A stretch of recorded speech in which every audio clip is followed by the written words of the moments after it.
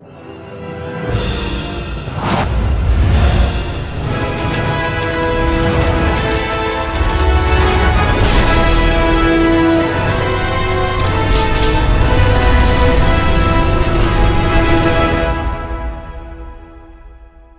going on, everybody? Welcome back to another video, and in today's video we're talking about a brand new movie that I got to check out a little bit early called Prisoner's Daughter. Directed by Hardwicke and written by Mark Backey, this film stars people like Brian Cox, Kate Beckinsale, Ernie Hudson, Tyson Ritter, Christopher Convery, and many more. So after premiering at a couple of film festivals in the late part of last year, Prisoner's Daughter is officially getting a release for the general public on June 30th. Thanks to the kind folks over at Vertical Entertainment, I got to check out this film just a tad bit early, so I'd like to start this off by not only welcoming all of you guys for clicking here on this video and checking out my thoughts on this movie, but also a big thanks to those kind folks over at Vertical Entertainment for sending me over an early screener for one of their movies. Always a pleasure, whether I enjoy the film or not.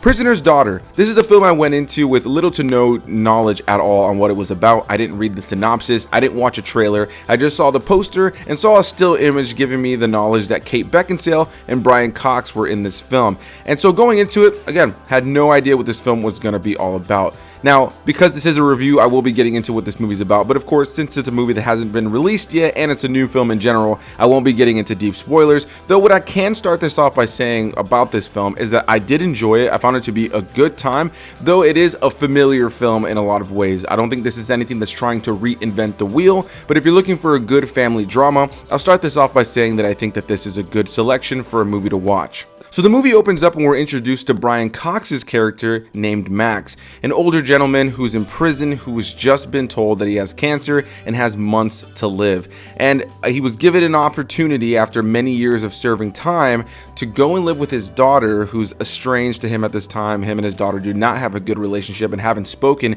in over a decade. He's given the opportunity to reach out to his daughter, played by Kate Beckinsale, her name is Maxine, and ask her if he can live in her house under house arrest and spend the last of his days living there with her and his grandson, who he's never met, named Ezra. Ezra is played by Christopher Convery, and yeah, this is the base core set of characters we focus on. Outside of that, you have Tyson Ritter, who plays the character of Tyler, a druggie who is the ex of Kate Beckinsale's character and the father of Ezra, who's just been out of the picture. He only cares about himself, and he's a squatter, and he's just on drugs, and doesn't really put forth the effort to be in his son's life, but is consistently accusing Kate Beckinsale of keeping him out of his son's life, and also, you know, is just a complainer, is somebody who's constantly trying to fight his way into his son's life without actually doing the work and never kicking the drugs. And this is a movie I found myself pretty invested in about halfway through the movie, because what I could say about this movie is, while it does have a solid premise, I found myself a little bit bored at the beginning of this film. I found it to be a little bit of a slow start, but once things started to pick up, I found myself enjoying quite a bit. At its core, this is a movie about a daughter who has her son now that she's trying to raise. She's a struggling single mother. Kate Beckinsale, I think, plays this super well, who now has to accept her father back into her life through this whole situation. You know, she doesn't want to let him die in prison, having had cancer now, so she opens her home to him. But right out of the gate, she's like, I don't really want you to be anything more than a tenant in my house. And she doesn't even want to tell her son Ezra that this is her father, instead telling her son Ezra that this is her uncle Max that he's never heard about. How come I've never heard of you? Hey, don't be rude. I'm serious. You've never mentioned Uncle Max before. I've been away. And so here we have this story of this struggling single mother trying to make things work. You have the ex who's a drug addict trying to get involved in the story. The son loves the father, but the mother's trying to keep, obviously, him away from him because of who he actually truly is and the untrustworthy nature of him. Meanwhile, you have Brian Cox's character, who's this older man with a very checkered past, who has been in prison multiple times, who's now trying to use the little bit of time he has left to reconnect with his daughter and connect with his grandson for the first time, and try to make up for all the years that he missed out on. I know none of this will make up for who I was or what I did. I know that. But you're my daughter. And what I should have done then, I didn't. And it kills me every day that I didn't. And then I was very happily surprised as I was watching this film to see that Ernie Hudson's in this film as a character named Hank, who's from Max's past, Brian Cox's past. They used to have a past with boxing, and this guy is the coach of a local small boxing gym. And so he gets involved in the story. Again, I won't get into deep spoilers when it comes to all that since this is a newer movie.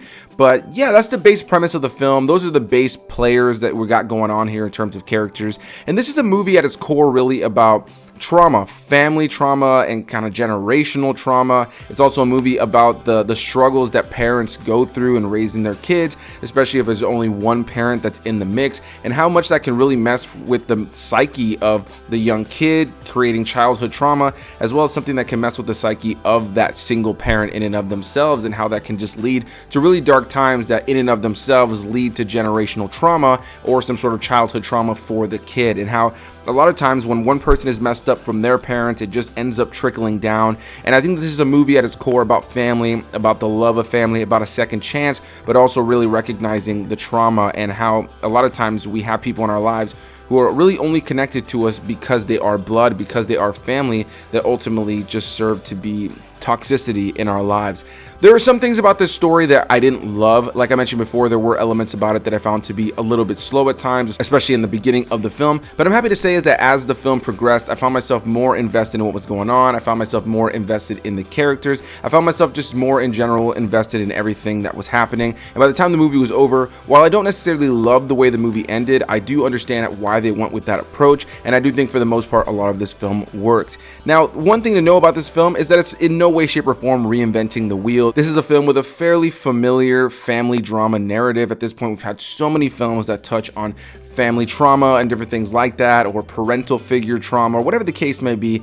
Family drama and trauma 100%. We've seen that in so many movies these days, and so I think that this movie for the most part handles it well, but in no way, shape, or form is it reinventing the wheel. As I said, this is something that feels fairly familiar, so oftentimes there is a predictability about where this movie is going to go in its narrative. And while there were a couple of things that surprised me from time to time, it was more the performances and the characters' journeys that I found myself enjoying the most. There was moments throughout the course of the film where I slowly started to find myself smiling or laughing a lot more with the small little intimate moments between characters, because like I said before, that while this film does deal with trauma, it also deals with the idea of second chances, as you're mainly seeing that through the eyes of Brian Cox's character Max, who's trying to again be this father and a grandfather for the first true time in his life. This movie is directed by Hardwicke, who I'm a little hit or miss on when it comes to a lot of her films. She most notably, of course, has directed things like Twilight, which, you know, there's a lot of opinions on. And most recently, the last movie I saw that she did, that I actually saw in theaters this year, and it's probably one of the worst films I saw this year, was Mafia Mama. And I'm happy to say that this was a huge step up for me when it came to the overall story and the way that this film was directed. This film isn't the most phenomenal thing I've seen this year, but it was a solid watch, and whether or not you run to the theaters to go watch it, I think this is definitely still a movie that's worth watching, whether it's on streaming at some point or whatever the case may be. Like I said, Mafia Mama, Hardwicke's last film that I saw, not my favorite, literally one of my least favorites that I've seen in 2023, but I'm happy to say Prisoner's Daughter was a huge step up when it came to this director, and I enjoyed the film a lot more than her previous work. So a big thanks to you guys for watching. I'm definitely curious to hear what all of you guys have to say. Of course, this review is coming out before the movie drops, so if you're watching this before the movie drops, are you going to see this movie? Are you interested in it? Are you a Kate Becksinale fan, Brian Cox fan? Whatever the case may be, leave any and all comments on that down below, and also leave any and all comments down below if you're coming to this after the movie's been released and that's what brought you to this review. Definitely want to hear what people have to say about this film. Did you like it? Did you not like it? Did you find it to be a little bit too predictable at times, or was it just the right kind of family drama that you wanted to watch? Whatever the case may be, I think this is a film that's going to work for some and maybe not work for others. I think some may find this film to be